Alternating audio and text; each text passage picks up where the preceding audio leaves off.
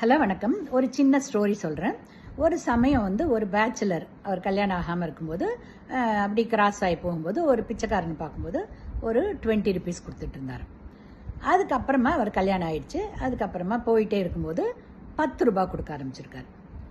அதுக்கப்புறம் ஒரு குழந்தை பிறந்தது, செலவு ஜாஸ்தி ஆயிடுச்சு. அதனால் அடுத்த தடவை போகும்போது 5 ரூபா கொடுத்தாராம். அப்போது அந்த பிச்சைக்காரன் கேட்டானா, ஐயா முந்தியெல்லாம் 20 ரூபா கொடுப்பீங்க, அதுக்கப்புறம் 10 ரூபா ஆச்சு, இப்போ 5 ரூபா கொடுக்குறீங்களே என்னென்னா, இல்லை இந்த மாதிரி எனக்கு கல்யாணம் ஆயிடுச்சு, அதுக்கப்புறம் இப்போ குழந்தை பிறந்ததுனாரு. உடனே அந்த பிச்சைக்காரன் கேட்டானா, அப்படின்னா உங்கள் குடும்பமே எனக்கு கொடுக்க வேண்டிய அந்த 15 ரூபாயில் தான் ஓடுதான்னு கேட்டானான். 20 ரூபா கொடுத்துட்டு இருந்தாரு, இப்போ 5 ரூபான்னா மீதி 15 ரூபா என்னோட பணத்தில் தான் உங்கள் குடும்பம் ஓடிட்டு இருக்குதா இப்போன்னாரான். அவன் சொன்னது கிண்டலாக கேட்டால் கூட அதில் ஒரு பெரிய மீனிங் இருக்குது. அப்போ தான் அவர் குதிச்சதான். ஸோ நம்ம எக்ஸஸாக வச்சுருக்கிற எல்லாமே இன்னொருத்தரோட பணம்னு அர்த்தம். நமக்கு எவ்வளோ தேவையோ அது மட்டும்தான் வச்சுக்கணும்.